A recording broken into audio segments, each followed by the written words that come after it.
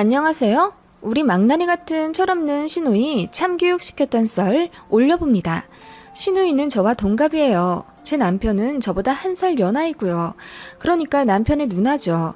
셋이 나이가 비슷비슷하다 보니 남편과 연애 때부터 자주 만나 밥도 먹고 술도 먹으며 친하게 지냈던 사이였어요. 저희는 서로 편하게 이름을 불렀고 가끔은 남편 없이 둘이서 만나기도 했어요. 시누이가 우리 너무 잘 맞는다며 혹시 자기 동생이랑 헤어지게 되어도 본인이랑은 종종 만나자고 우스갯소리를 할 정도였다니까요. 좀 특이하다면 특이한 사이였죠.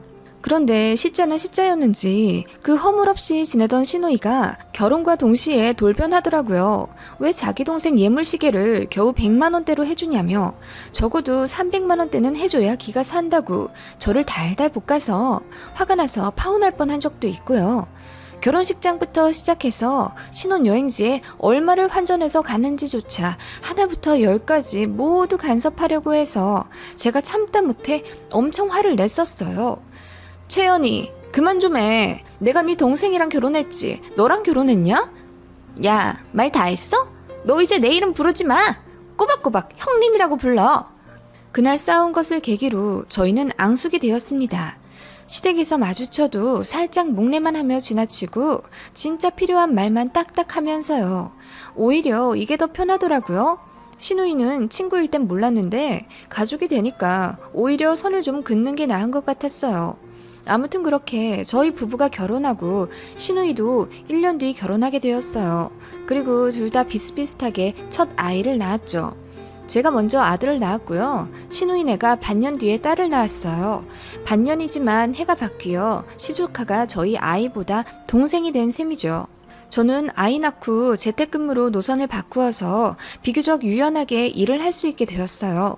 그래서 수익은 반 정도 줄어 월 100에서 120만 원 정도만 겨우 벌지만 하루에 2-3시간 정도만 일을 하면 돼서 아이 키우며 생활비 벌기 딱입니다. 내 손으로 아이 키우고 싶어 제가 한 결정이에요. 사실 도움 받을 수 있는 양가 부모님도 멀리 계시고 그렇다고 낳자마자 베이비시터를 고용하거나 돌도 안 된 아이를 어린이집에 보내기엔 제 마음이 불편해서 손에 감수하고 그렇게 한 거예요. 아이는 딱 2돌 되면 어린이집에 보낼 거라고 시댁에도 얘기하곤 했죠. 듣는 시누이 표정이 묘했죠. 그때 알았어야 했는데. 저와는 반대로 반년 후에 아이를 낳은 시누이는요, 낳자마자 시어머니한테 도움을 요청하더라고요. 우리 시누이는 원래부터 손에 물 한 방울 안 묻히는 스타일이었어요. 단 한 번도 독립해본 적 없고 쭉 시댁에서 살다가 결혼해서 나온 케이스라서 30살까지 시누이 속옷 빨래도 시어머니가 해주셨다네요. 회사에 도시락 싸야 할 일이 있으면 그것 역시 시어머니 일. 어질러진 방도 시어머니 일, 모든 것을 시어머니한테 맡긴 채 나이를 먹어왔던 거죠. 물론 같이 살면 그럴 수도 있지만 시누이는 좀 많이 심한 편이었어요. 아무리 집안일을 시켜도 하기 싫다며 땡깡 부리고 집에선 정말 손 하나 까딱하지 않았다네요. 그런 시누이라 시어머니의 걱정이 이만저만이 아니었어요. 연희가 이렇게나 아무것도 못하는데 시집가서 지 남편 계란 후라이나 부쳐주면 다행이겠다. 내가 너무 못 가르치고 시집을 보낸 것 같아. 어머님, 처음부터 잘하는 사람이 어디 있어요. 하다 보면 하는 거죠. 너무 걱정 마세요. 그리고 시누이도 아주머님만큼 바쁘잖아요. 같이 해야죠. 너 같지 않아서 걱정이다. 그런 시누이가 아이를 낳고 조리원에서 3주 있다가 퇴소한 그날 밤 울고불고 시어머니에게 전화를 걸어 당장 와달라고 엉엉 울었답니다. 아주머님은 그날 야근이었고 같이 있던 산후도우미가 퇴근하여 아이와 단둘이 있게 되니 어떻게 할 줄을 모르겠다며 시어머니한테 SOS를 친 거죠. 시어머니는 시누이 집과 차로 3시간 정도 걸리는 거리인데 그 야밤에 시아버지 차를 타고 단숨에 오셨답니다. 그날부터 시누이가 시어머니를 꽉 잡고 안아준 겁니다. 혼자 애 보기 무섭다고 제발 집에 가지 마시라며 울고불고 아이가 우는데도 달래줄 생각은 않고 그저 엄마 지율이 울어 하며 시어머니를 부르고 시누이 새끼 밥도 다 시어머니가 차려주셨다고 하네요. 아기 잠도 시어머니가 재워주셨대요. 그렇다면 시누이는 뭘 했느냐? 그냥 자고 먹고 가끔 모유 유축하고 TV 보고 그랬다네요. 손목 아프다며 아이는 한 번 제대로 앉지도 않고 그렇게 시어머니가 100일까지 다 키워주셨다네요, 시조카를. 시어머니 걱정은 되었지만 저는 한낱 올케이기 때문에 오지랖 부렸다간 화를 불러일으킬 것 같아서 그냥 시어머니한테 장어즙이랑 영양제 같은 거 좀 보내드리고 힘내시라고 안부 전화나 자주 드렸죠. 시누이가 출산 100일 좀 지났을 때 복직하겠다고 하더라고요. 시누이는 디자이너들의 작품을 세계에 수출하는 회사에 다니고 있고요. 외국으로 한 달에 한두 번 출장도 자주 가요. 한 번 출장 가면 무조건 4박 5일 이상을 있기 때문에 외향적이고 진취적인 시누이가 적성에 딱 맞는다며 절대 포기 못하는 회사였죠. 때문에 출산 휴가만 겨우 쓰고 자리 지키기 위해 악착같이 다시 다닌다 하더라고요. 아이 낳고도 사회에서 자기 자리 찾는 건 여성 인권을 생각해서라도 응원할 만한 일이죠. 다만 문제는 아이는 누가 키우냐인데 당연히 저희 시어머니였죠. 시누이는 정말 황당하게도 본인이 아이 낳고 사회로부터 고립된 것 같다고 이건 분명 산후 우울증이라며 회사 일을 더욱 열심히 하겠다고 했다네요. 자기 같은 인재가 아이 엄마로 집에서 썩기엔 너무 아깝다.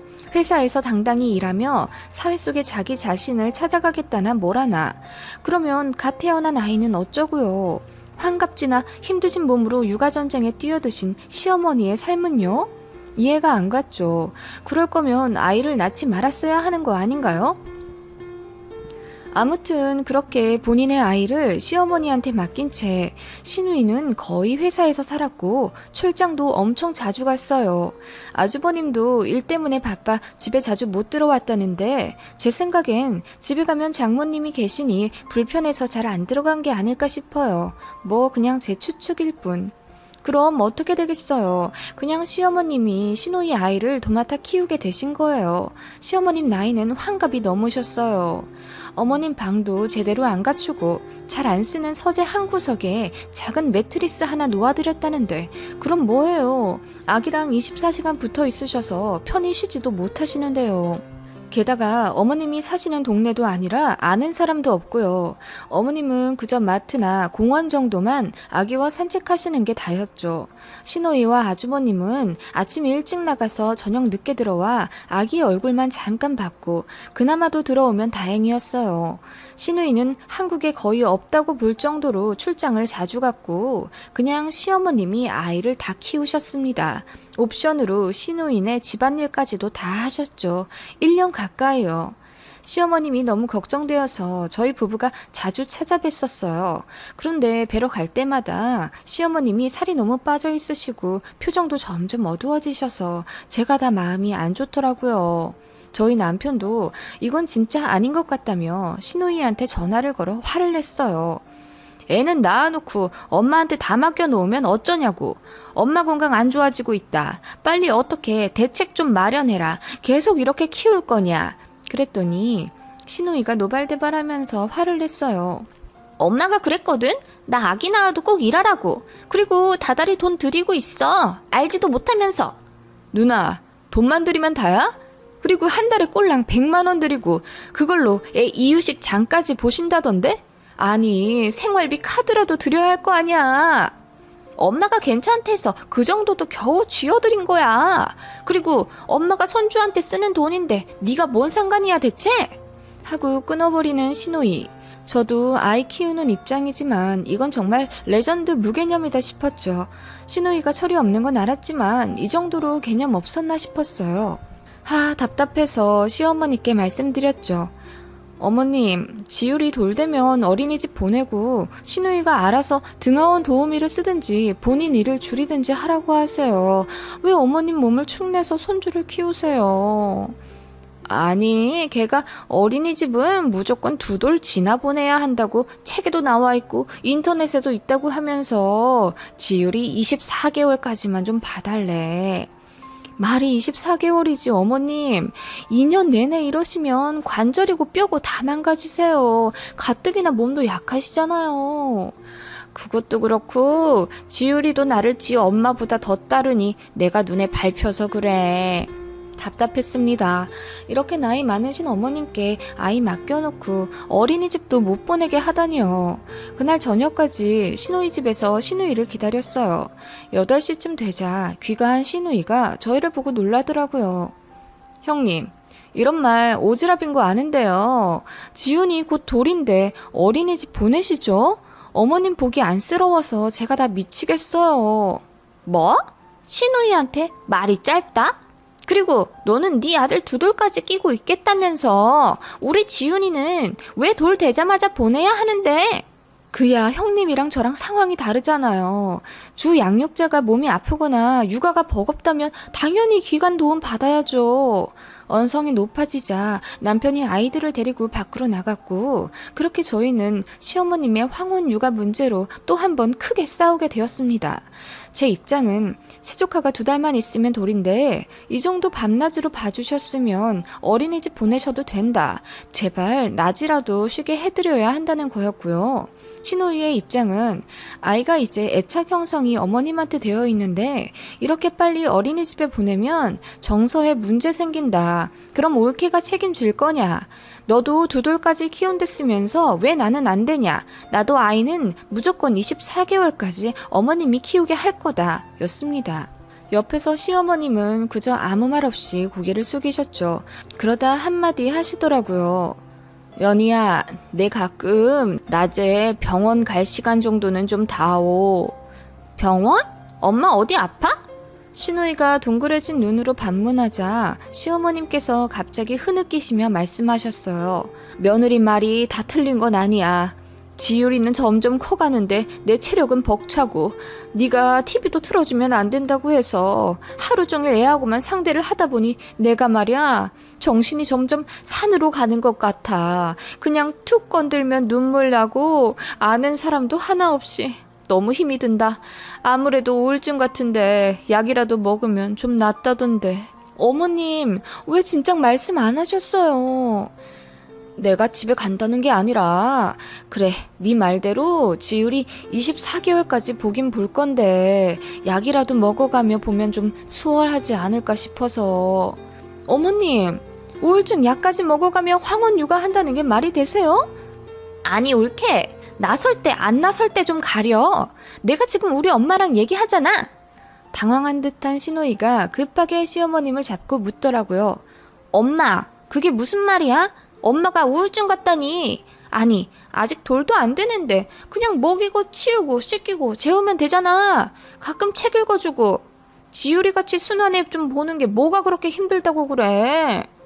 형님 주말에도 아이 안 보고 늦잠 자고 약속 있다고 나가신다면서요. 지율이 그동안 단 1시간이라도 진득하게 보신 적 있으세요? 지율이가 어머님한테 엄마라고 한다면서요. 그렇게 될 때까지 엄마로서 대체 뭐 하신 거예요? 뭐? 올케! 올케처럼 집에만 있는 사람이 나랑 같아? 그리고 지금 이거 월권하는 거야? 형님, 지율이가 엄마인 형님 봐도 대면대면 하잖아요. 이런 건 정서적으로 문제 있다고 안 보세요? 엄마인 형님이 엄마 노릇을 안 하고 계시는데 어린이집 안 보내는 것에 왜 그리 집착을 하세요? 이봐 올케, 말 좀 가려 하지? 나 슬슬 화나려고 해. 아니요, 말 가려 하실 건 형님이세요. 그리고 시터 시세 뻔히 아시면서 겨우 100만 원이요? 어머님처럼 24시간 상주하는 베이비시터는요 250만 원은 받아요. 그런데 반도 안 되는 100만 원이라니요. 엄마가 100만 원도 안 받으려고 했거든. 대체 네가 뭔 상관이야 하며 제 머리채를 잡으려는 시누이. 가볍게 피했고 시누이는 몸이 휘청해서 넘어지더라고요. 시어머님이 어이쿠야 하며 시누이를 잡았고 그런 시누이가 씩씩대며 저를 쏘아보며 말했습니다. 너 내가 부러워 죽겠지? 그래서 이러지? 애 낳고 당당하게 일하러 다니고 애도 울 엄마가 다 키워주니까. 정말 내가 부러워서 이럴까요? 내 아이 내가 키우면서 행복 느끼는 제가 형님을요? 형님 그렇게 당당하시면 이 내용 그대로 이 동네 맘카페에 한번 올려볼게요 지금. 뭐? 맘카페에 올려서 사람들 반응을 좀 보세요. 다들 아이 낳은 사람이니 얼마나 객관적으로 평가해주겠어요. 형님 이 태도를요. 그러면서 제가 스마트폰을 꺼내 정말 당장이라도 맘카페에 글을 쓰듯 폼을 잡자 시누이가 급하게 저를 막더라고요. 형님 제가 지금 당장 글은 안 올릴게요. 대신 이번 주말 이틀 동안 무조건 48시간 동안 집에 딱 붙어서 지우리 보세요. 어머님은 호텔 잡아주시고요. 안 그러시면 저 무조건 맘카페에 올려요. 형님 신상 다 까발려서요. 뭐? 이게 웬 말도 안 되는 협박이야? 말도 제대로 못하며 그저 씩씩대며 저를 노려보는 신우이에게 일단 진정하라고 소파에 앉혔어요. 그리고 뭘 모르는 신우이에게 독박 육아의 어두운 면에 대해 자세히 일러주었죠. 이건 겪어봐야만 아는 현실이잖아요. 저는 저녁마다 남편이 육아에 참여하고 있어 덜하지만 그럼에도 불구하고 아이를 본다는 건 체력적으로 심적으로도 많이 힘든 일이에요. 그런 육아를 신우이는 근 10개월을 단 1시간도 제대로 해본 적이 없으니 모를 수밖에요. 그리고 시어머니를 우리 엄마처럼 생각하고 있다고 했죠. 너무 좋으신 분이라 단 한 번도 남처럼 생각한 적이 없다며 진심으로 걱정하는 마음을 좀 알아달라고 했습니다. 시어머님이 저를 보시며 눈물을 훔치시더라고요. 얼굴이 울그락불그락 하던 신우이는 뭔가를 좀 깨달은 듯도 하더니 어머님과 얘기를 좀 해야겠다며 저희를 급하게 쫓아냈어요. 나가기 전에 주말 동안 꼭 아이 보는 조건 지켜야 맘카페에 글 안 올릴 거라며 유치하지만 손가락까지 걸어가며 약속을 받아내고 집에 왔습니다. 그 주 주말에 어머님께 전화를 거니 밝은 목소리로 받으셨어요. 세아가 네 덕분에 나 호캉스라는 걸 해본다. 어머니, 형님께서 그래도 어머님 생각을 좀 했나 보네요. 짧지만 푹 쉬다 가세요. 그리고 전화를 끊었는데 괜히 웃음이 났죠. 10개월 만에 처음으로 아이와 지지고 볶고 허둥지둥 육아전쟁을 펼치고 있을 신우이가 그려져서요. 그 다음 주엔 웬일로 신우이한테 먼저 카톡이 오더라고요. 내용은 이러했어요. 월요일이라 출근했는데 감옥에서 탈출한 기분이다. 아이밥 만드는 것도 어려운데 먹이는 건 더 힘들더라. 상상도 못했다. 낮잠도 안 자서 부부가 쌍으로 고생했다. 눈만 떼면 넘어져 다치니 스마트폰도 못 보고 계속 붙어 있어야 하는 게 너무 힘들더라. 엄마가 많이 힘들었을 텐데 지율이 정서 방해된다며 TV도 못 보여주게 했던 지난날이 너무 죄송하고 후회된다. 어쩌고 저쩌고. 육아의 고충을 제대로 느낀 듯 했죠. 그래서 답장했습니다. 숙제 검사 잘했다고. 참 잘했어요 도장 찍어줄 테니 그 마음 절대 잊지 말라고. 어떻게 하는지 지켜보고 또 우리 어머님 힘들게 하면 맘카페에 올라간다며 장난 반으로 겁주었어요. 신우이가 알겠다며 엄마 챙겨줘서 고맙다고 하더라고요. 그리고 신우이는 딱 한 달만 더 일하고 육아휴직을 냈어요. 어머님한테 육아와 살림에 대해 차근차근 배우고 집으로 보내드리더라고요. 아주버님도 마찬가지예요. 신우이가 혼자 생으로 애를 절대 못 본다고 길길이 날뛰어서 출퇴근 시간 조정해서 아이와 함께 있는 시간을 많이 늘렸다네요. 제 시조카 지율이도 처음에만 어머님을 찾고 울었지 나중에는 엄마 아빠랑 같이 있는다고 더 좋아하며 말도 급속도로 늘고 웃음도 많아졌다고 하네요. 어머님도 다시 살도 붙고 얼굴 좋아지셨고요. 역시 사람은 뭐든지 겪어봐야 아는 것 같아요. 신우이도 딱 2년만 육아휴직 내고 다시 회사 돌아간다니 같은 여자로서 신우이가 자기 자리에서 건승하길 바라는 마음이에요. 그리고 저희는 사이가 다시 좋아졌어요. 물론 가끔 티격태격할 때도 있지만 서로 적당히 선 지켜가면서 잘 지내고 있어요. 저의 사이다 참교육 효과 좋았던 것 같죠?